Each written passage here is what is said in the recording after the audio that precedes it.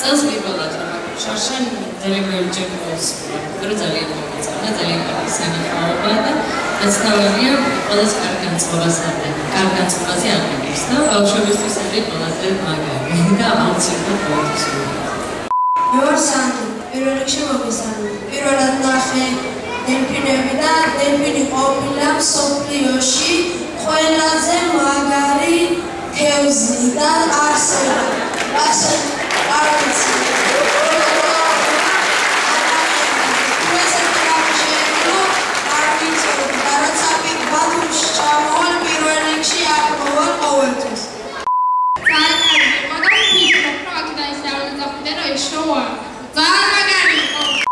ეს იყო უდიდესი სიამოვნება, რაც მე მინახია და გამოსწიო.